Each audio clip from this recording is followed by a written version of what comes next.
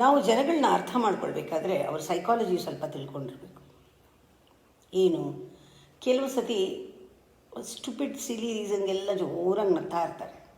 ನಾವು ಅದನ್ನು ಎಷ್ಟೋ ಸತಿ ಮಾಡ್ತೀವಿ, ಸುಮ್ಮನೆ ನಗೋದು. ಅದು ಒಳಗಡೆ ಏಕಾಂಗಿತನ, ಎಲ್ಲೋ ಒಂದು ಕಡೆ ಲೋನ್ಲಿನೆಸ್ ಇರುತ್ತೆ.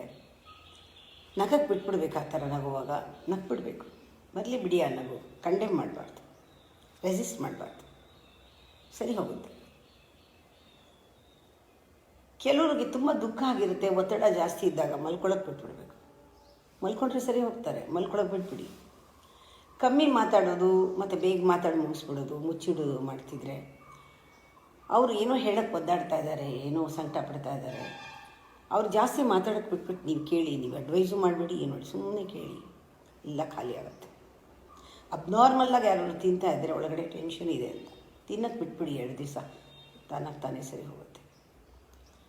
ಅಳ್ತಾ ಇದ್ದರೆ ವೀಕ್ ಅಂದ್ಕೊಳ್ತೀರಾ, ಬಿಕ್ಕಿ ಅಳ್ತಾ ಇದ್ದರೆ ಅದು ಇನ್ನೋಸೆಂಟು ಸಾಫ್ಟ್ ಹಾರ್ಟೆಡ್ನೆಸ್ ತೋರಿಸುತ್ತೆ.